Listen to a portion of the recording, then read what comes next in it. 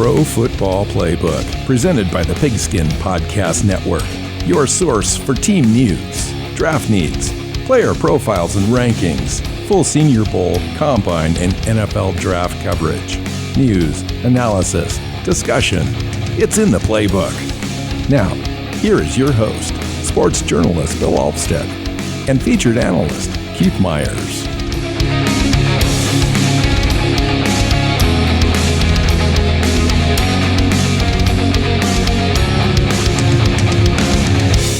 Pro Football Playbook Podcast listeners, welcome into the show. I'm Bill Alvstad, your host, sitting down with co-host, Mr. Keith Myers. On our continued series of roster evaluations, we're on to the New Orleans Saints and the New York Giants. Welcome in, Keith.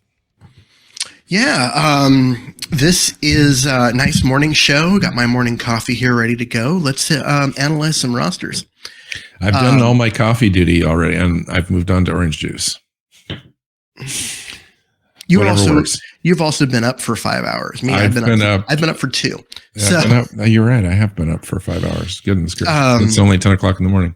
So let's start with New Orleans. And, this is a fun show. They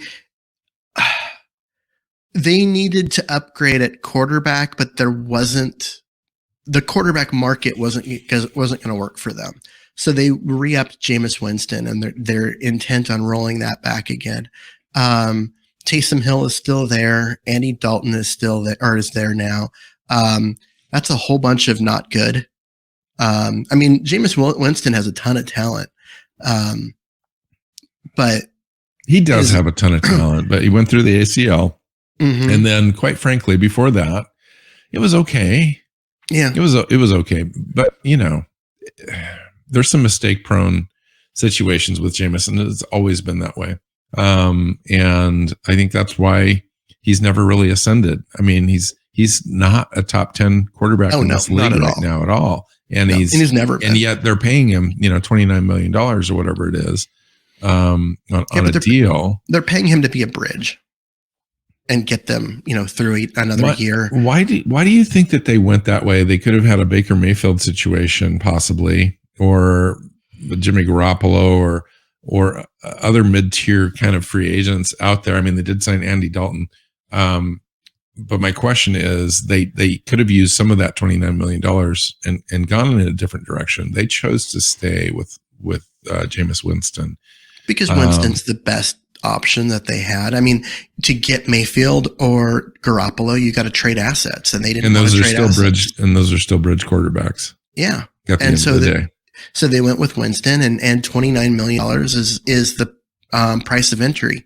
And so they gave him, they've improved the quality of his weapons, and they're hoping to get more out of him. He's a guy that can throw for 4,000 yards and 40 touchdowns. We've seen that. He can also throw for 30 interceptions, and we've seen that. Mm-hmm. And I think they're looking at him as a guy that they can, if they can limit the mistakes, that they can win with him. He's just got to limit the mistakes. And honestly, this is a team that does not want to rebuild. Even with Sean Payton gone, even with Drew Brees gone, they don't want to rebuild. They want to continue competing as long as they can. And they'll churn the roster as they go, but they don't want a down year by playing, Taysom Hill as their starting quarterback and going for 3 or 4 wins. They've got a decent roster. I mean, they've got a great offensive line. Even after Terrence Armstead is gone, they went and picked up Trevor Penning. They went and picked up a guy in the draft. That's right, Trevor Penning. They picked up Chris Olave as well, number 11 overall. Tell me first about the trade situation that you know about in the offseason. At the time, it seemed like they were setting themselves up for a different move. Yeah, and they did move up in the draft. But it was to get a wide receiver. That was one of the most perplexing decisions, I thought, overall, when you take a look at the value that they gave to get 2 first picks, and then moved up yet more value to get to 11, and then Chris Olave, the wide receiver. I just found that in a team that needed a lot of different things, including a quarterback. Quarterbacks were there. We obviously know the quarterback class was not great. But explain that to me. I can't. I honestly, I don't know what they were thinking and what they were doing. It felt when they made that first trade with the Eagles to get, so they were sitting there with those 2 first-round picks, that they had done that for a reason. And there was a trade coming, whether it be to move way up in the draft to get a quarterback, which they didn't do, or there was another player that was available. It might have been a situation where they had a deal in place, and then somebody screwed that up by taking him earlier than where they were able to trade to. And so then they were stuck using the picks. It's also possible that they were doing that thinking that they were in on Russell Wilson. And so that they could have the ammunition to go get him. But, Denver took that part away from them. All I know is that they were in a weird spot where they had that extra pick because they made that trade, and then they went up and moved, and they really wanted to get a second elite receiver because Michael Thomas is there, but he missed last year because of injury and has had some injury concerns. And when he isn't there, the offense really struggles. And so now they have a second guy, and if they're both healthy, you've got a really nice group of receivers. And if Thomas gets hurt, well, now they can withstand that better. That's about all I can get as far as that. The rest of it, I can't really explain that well. But that's just a lot of value given away to get Chris Olave, and then Trevor Penning. There were some who didn't value him as high as even 19 overall. I thought that's where he should have. That's where I think he should have gone. So that was a great pick for them. But the Chris Olave thing, I'm just not sure. We'll see in time. Chris Olave turns into an All-Pro. Yeah, that's the greatest pick ever. And then they got Alontae Taylor at cornerback in the second round. And then they had to wait all the way into pick 161 in the 5th round before they got another pick. And so, you down at the bottom of the draft, you've got, you've got DeMarco Jackson at linebacker and Jordan Jackson at defensive tackle. Neither of those players are making an impact this year. So you've really got 3 guys that need to make an impact. And Olave, because of how much they gave up to get him, he better come in and be good on day one. Well, not only that, Keith, and this is kind of an overarching strategy for the New Orleans Saints, is to mortgage the future to kind of get into position now. And the more and more you do that, the more the diminishing returns start to come in.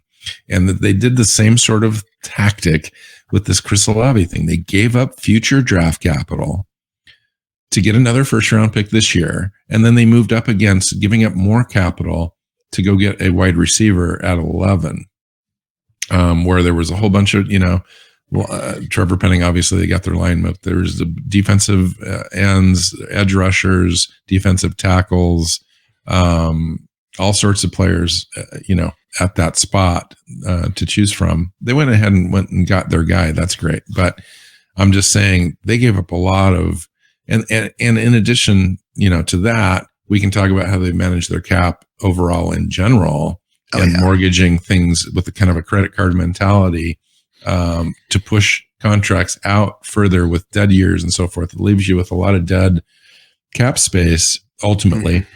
At some point that diminishes your roster because you aren't able to make moves that you need to keep that the talent level going long term. And so I'm not exactly sure how they've managed to do it this long and this far. They believe that they're in a win now mode without a win now quarterback. And so I don't quite get it. I don't get it. That they have a roster. So in the NFC, and we've talked about this many times across many different shows about how competitive it is. And I just don't know if New Orleans is even in the conversation at all, even with this roster, to get in the playoffs. Now, see, I do. Because Jameis Winston is good enough to get him there. Is he good enough to win him a title? No, because he'll make too many mistakes at some point and lose a game for them. But I think they're good enough to get there. They're the second best team in their division, and they're probably the 6th best team in the conference because the conference is weak. And so I think they're a playoff team. And the fact that they were able to replace Terran Armstead with Trevor Penning, and you replace a very expensive player with a rookie on a rookie deal, is how you survive, that turnover when you can't retain your own players. But a year from now, they're currently $53 million over the cap, as far with what the projected cap is. Now, if the cap takes a bigger jump and that number comes down, great. But that's where it's predicted to be is they're going to be 50. So they have to cut a bunch of players a year from now, or rework contracts and push the problem, kick that can down the road another year. But ultimately, at some point, you're going to have to pay that piper. And they have been, and they have a little bit, Keith. I mean, if you remember, well, you do remember they were over 100 million over the cap, and so they're getting right. But in order to do that, in order to get to where they are today, even they've diminished their opportunities to. And then they have Jameis Winston. They re-upped that situation. I just think that's a mediocrity type of move there. And I disagree with you a little bit. I think there's 7 or 8 teams ahead of them, even in a diminished NFC conference. If you go around the horn, you look, they're 7, 8, 9th best team. And it just depends really on if Jameis Winston comes back and he's on top of his game. They don't have the turnovers and they're able to, have a good defense, which they do. Then yeah, maybe. But I think that they're in that bubble situation where they could be in or they could be out, depending on a couple of the way the balls bounce in this league. I don't know. I see a pretty competent roster overall because you're Jameis Winston. Like I said, he has the talent. And because he got hurt mid-year, he's expected to be ready for training camp. So, Alvin Kamara is as good as they come. He's also injury prone, but they've got Mark Ingram now backing him up. You look at their wide receivers between Jarvis Landry, Chris Olave, Michael Thomas. That's a 1-2-3 punch at wide receiver, which is elite. And then their offensive line. They getting Trevor Penning in there to start at left tackle. But he is a rookie. I'll just remind you. I know, but Andres Pete, Cesar Ruiz, Forrest Lamp, all at guard, and Ryan Ramczak's, great right tackle. So their offensive line is good. Their weapons are good. And you just ask your quarterback to not lose you games. And on defense, you got Cameron Jordan. he's an elite player. I like Demario Davis at middle linebacker, Pete Werner on the weak side, Marshawn Lattimore at cornerback, Tyrann Mathieu at safety, and Marcus May at safety. They've got the guys needed to win games and depth. And they've got depth behind them. Yeah. So it's for you're having problem with just Winston. I think they can win with Winston. They were winning with Winston last year. The team fell off and missed the playoffs because Winston got hurt. The key that you just said, they need to just have quarterback play where they don't make mistakes and lose games. That's where I have the problem. Jameis Winston is going to make mistakes, and those mistakes are going to cost them games. They were winning with him last year. Because of their defense. Their defense was dominant the first 5-6 games out. Yeah. And he wasn't making mistakes. They were only asking him to throw for 180 to 200 yards. He had some great games. Yeah, he had some great games coming out of the gate. We'll see if they can duplicate that. Yeah. So by not asking him to throw for 4,000 yards, they were able to keep his interceptions down. So do we know what the new regime is going to do? You got Dennis Allen at head coach and Pete Carmichael at offensive coordinator. They do have somebody that you really like sharing duties with a defensive coordinator and Chris Richard. They do. Chris Richard is a fantastic cornerbacks coach. And just one of the best I've ever seen coach. He was the guy who developed a bunch of late round picks into the Legion of Boom up in Seattle. And having him on your staff is a win.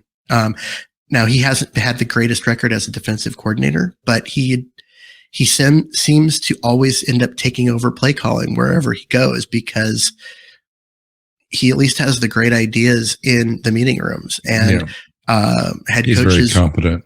Head coaches want to give him control, and they do. And so, he's a guy that he's an upgrade to your coaching staff. So I like that move. I think the defense is going to be good again. And I think the offense is better than you think. I think this is a playoff team. All right. So let's move on to a team that's in rebuild mode. And how long have they been in rebuild mode? They've been in rebuild mode a long time. And now they're kind of in rebuild mode again. They're rebuilding after their rebuild after their rebuild. They're having harm reduction therapy. After Gettleman was there, they've taken some financial help off the books with like Logan Ryan being gone, and then they made a shrewd move, I think, in bringing Tyrod Taylor in to be behind Daniel Jones there to kind of push a little bit and maybe add some veteran presence there for Daniel Jones. But this is a roster that's been void of talent overall. But I thought they did an okay job in the offseason, kind of trying to build that a little bit with some lateral moves and free agency. But I thought the draft for them went fantastic. Yeah. And that's where as this team, they need to build through the draft. They need to look at the long game and not try and win now, because they're not going to win now. The roster's not good enough. And so building through the draft and not trading away a bunch of picks for, some veteran player, is smart. And they had a really nice draft. I mean, having 2 picks in the top 7 will do that for you. Right. There was a lot of speculation that they would, move out of those picks. They would move around a little bit. Yeah, but nobody wanted to move up. So true. Nobody wanted to move up, and everyone kind of knew what the Giants needed to do with their top picks. I thought they kind of lucked out a little bit with both picks. Kayvon Thibodeau was falling in the after the combine and so forth, and he had some interview questions that came up, and his work ethic was questioned. All of this deflection type stuff you hear around draft prospects, certain draft prospects. It happened to be Thibodeau this time that happened too, and I kind of felt sorry for the kid a little bit. Thibodeau was the number 1 overall pick in the draft process all season until the games ended. And what happens is whoever is that person, every year, suddenly everybody finds holes in their game that didn't exist on the field. And they get beat up on, and they end up falling, and falling is still, a top 5 pick. So that's there was talk that he would fall out of the top 10, but I think that the Giants made a really nice move. Joe Schoen did a really good thing here, and he stuck with his board. He stuck with the talent evaluators that worked all year. And when Thibodeau was there, they nabbed him at 5 overall. And I think that's a great pick. Elite pass rusher. And it turns out he's having a tremendous offseason for them. He's fully healthy. He's saying all the right things. They really love him there. He's perfect in the New York market.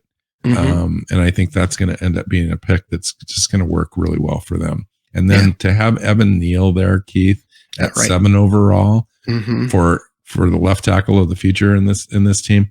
But he's going to play right tackle. He's going to play right tackle for a year. Because Andrew Thomas is sitting there. Yep. And so I think that's a perfect move for them. That's this is where you get Gettleman out of the way, and you get somebody that's competent to come in and really has the big picture ideas of what's going on with roster building. And this is the result. You end up getting competency in the draft that really shows up. And I thought it really showed up with their first 6 picks or so in this draft. And even if you drop back down and you look at their depth picks later on, they're really good. But at the top, I thought they did an outstanding job. Yeah. And winning in this league right now is you got to protect your quarterback, and you got to get after the other team's quarterback. And that's what they did with these 2 picks. They got an elite tackle to protect their quarterback, and they got an elite pass rusher to get after the opponent's quarterback. And that's how you build rosters. That's how you win games. And honestly, if Gettleman had been there, they probably would have used one of those 2 picks on a quarterback, and they would have just repeated the same mistake that they made with Daniel Jones, and they would have had a quarterback that isn't good enough, but they had to take early because they didn't have a quarterback. And instead, they were smart, they were patient, and they got a couple of elite players to plug in, and they just kicked the quarterback can down the road again. But not having a quarterback, not having Daniel Jones, or having only Daniel Jones, means you're probably going to be in position to draft one next year when the quarterbacks are actually good. And I'm still not sold on the fact that he's not the answer. I think he's had some games where he looked like the real deal. And then he's had some a roster terrible. Dude, the roster has just been awful for him. It really has. Yeah. You're asking a kid to come in and play on one of the bottom 5 rosters in the NFL. Mm-hmm. And that's not usually a recipe for success. It's just not going to happen. Yeah. So the rest of the top end of their draft was Wan'Dale Robinson at 43 overall out of Kentucky. A little high for him, but I can understand the upside there. Mm-hmm. And then Josh Azudu. At offensive guard, I think is another situation where they've solidified their future there at left guard. And then Flott, the LSU corner, is a kind of a slot nickel guy. And he's got a chance to come in right away and be effective in a rotation or start. And then Daniel Bellinger, I think, is a really undervalued tight end that had a lot of upside as a receiving guy. 112 overall, probably comes in and projects to take the most snaps out of their tight end group. Well, I think Ricky Seals-Jones ends up as kind of the starter, and Bellinger, is the second tight end, and he'll get snaps, and you'll see his playing time increase as the season goes on. But yeah, he's going to play a major role. Yeah, and I think that's great for them. That's the guy that they need. So that top end of their roster, they really added 6 guys that are going to be heavy rotation guys or starters straight out on a team that's building, and that's exactly what they needed to do. Yeah. And so I look at this and you combine the signing of Mark Lewinsky at right guard, and you've added 3 new offensive linemen to an offensive line that was bad, upgrades at both guard positions and right tackle. And you're in a position now where you're going to give Daniel Jones more time. You're going to make the running game better, and you've added Robinson to a group of wide receivers that isn't special. And so they needed, but that's one of the places where they need to add as this rebuild goes forward, is they need to give him some better weapons. But Sterling Shepard is there when he's healthy. He's a good deep threat.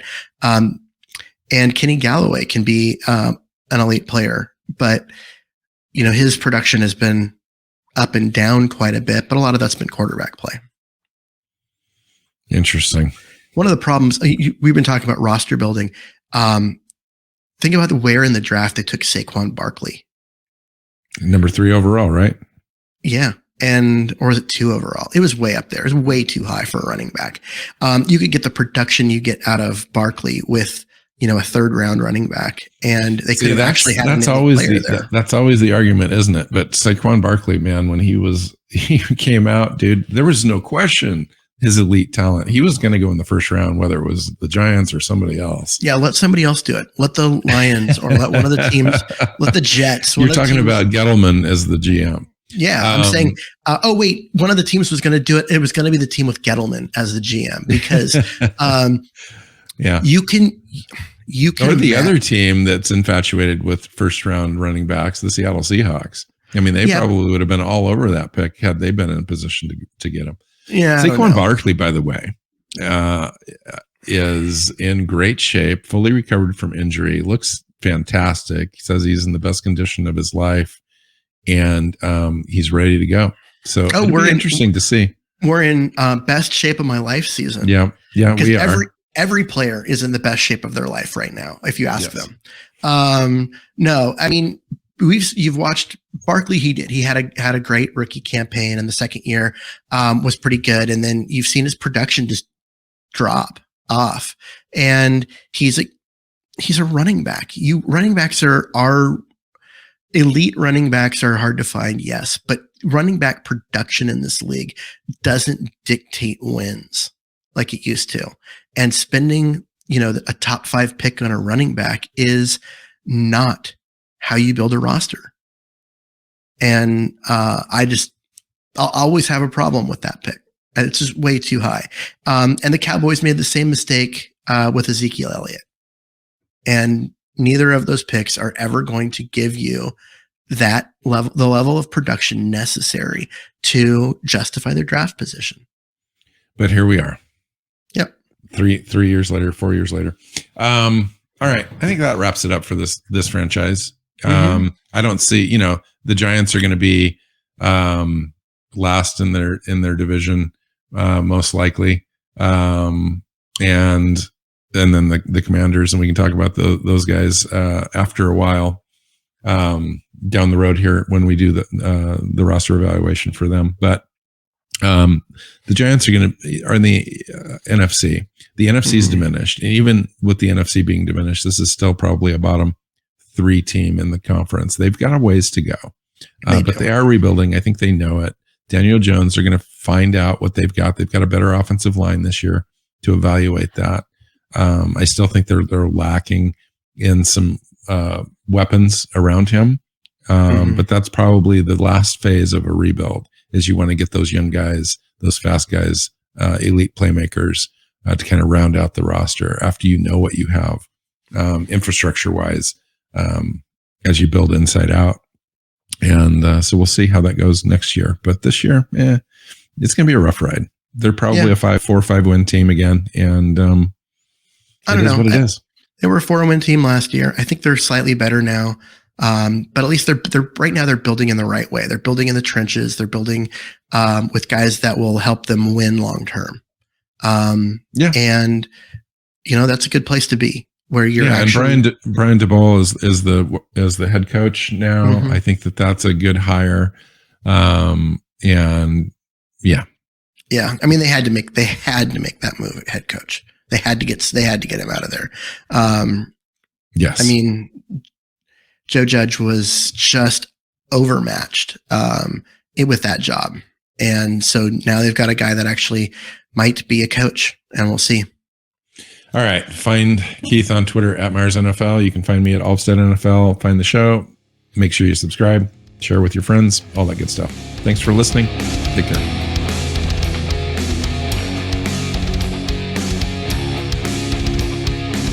Thanks for listening to the Pro Football Playbook Podcast. Follow Keith at Myers NFL. Bill is at Alvstad NFL. The show is at PF_Playbook. Listen and subscribe on your favorite podcast app or YouTube and at our website, profootballplaybook.co.